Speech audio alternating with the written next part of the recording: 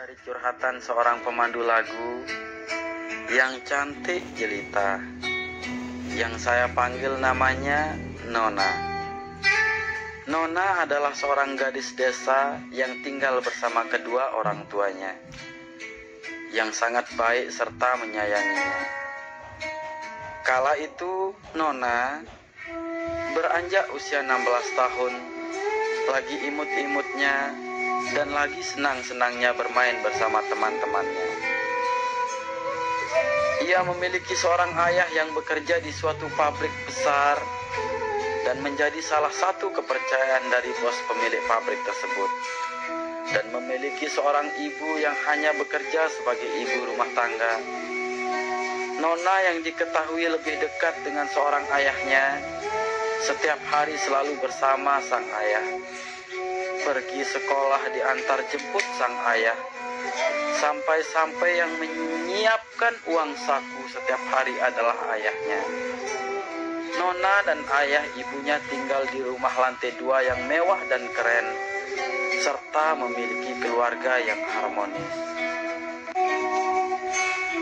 Kala itu di dalam rumah tangga atau keluarga Nona, mulailah masuk orang ketiga di antara ibu dan bapaknya. Bapaknya yang suka mabuk minuman keras, kepincut wanita malam, atau yang sering disebut saat ini adalah pelakor. Sejak itu pun pertengkaran di tengah-tengah keluarga Nona mulai terjadi. Keharmonisan keluarga Nona mulai rusak dan hancur. Yang awalnya begitu indah dan baik, Nona mulai diminta oleh kedua orang tersayang untuk memilih mau ikut sang ayah atau ibu. Tentu Nona bingung memilih di antara keduanya, karena pilihan itu bagi setiap orang adalah pilihan yang susah diputuskan. Ada ibu dan ayah kandung Nona sendiri yang menjadi pilihannya. Namun Nona yang dikenal lebih dekat dengan sang ayah, akhirnya Nona memilih untuk bersama ayahnya. Saat itu, Nona tinggal di rumah berlantai 2, memiliki banyak ruangan dan kamar. Si Nona memiliki sang adik namanya Diki, yang jarak usianya 7 tahun. Diki, yang saat itu belum tahu apa-apa, tentu tetap saja ceria dan bahagia berada di tengah-tengah keluarga yang sudah mulai hancur. Akhirnya karena keharmonisan itu hilang, sang ayah dan sang ibu mulai pisah tempat tidur. Nona yang memilih ayah tentu tidur bersama ayahnya.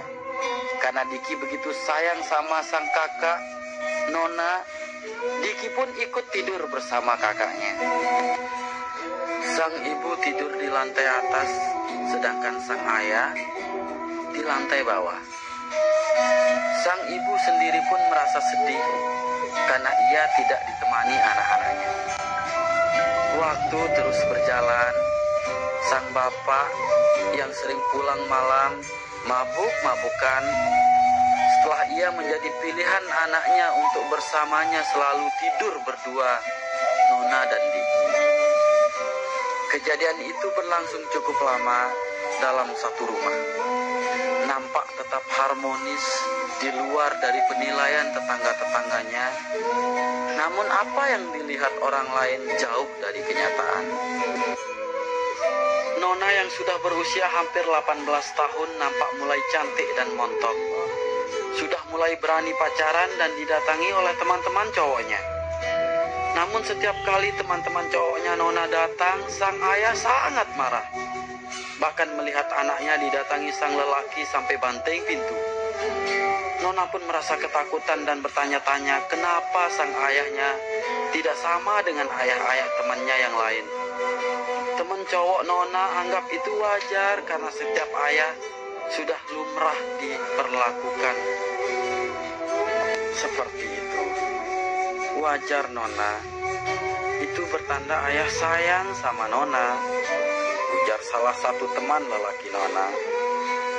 Akhirnya Nona berpikir, iya kali ya, ayah mungkin tidak ingin aku kenapa-napa. Akhirnya rasa sedih Nona pun hilang karena wejangan teman lelaki Nona. Namun semakin hari sikap sang ayah mulai beda. Ngerjain PR sekolah pun tidak diizinkan sang ayah.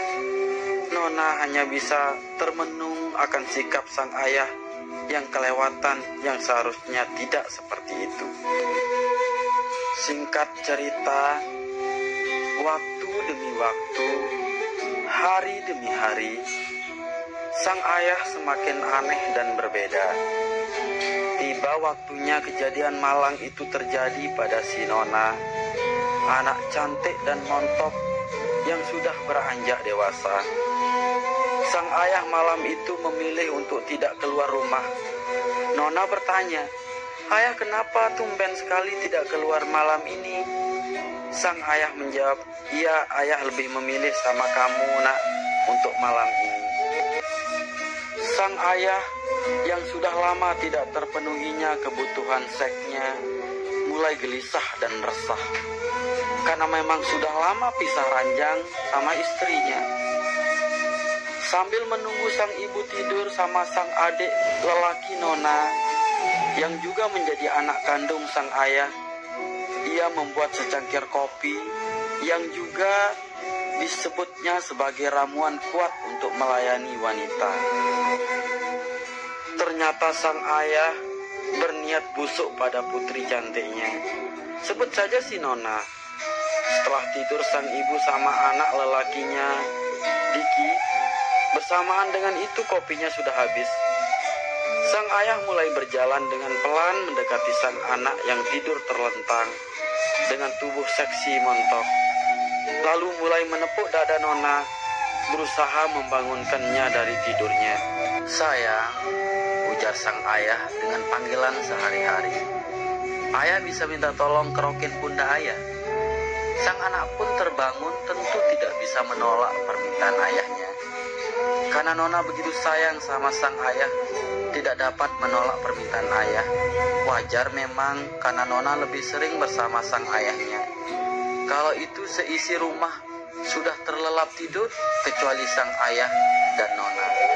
Nona pun mulai diajak ke kamar yang jauh dari kamar sang ibu dan tempat adiknya Nona tidur. Nona pun bertanya pada sang ayah, "Ayah, di sini saja Nona kerokin, kenapa harus jauh-jauh?"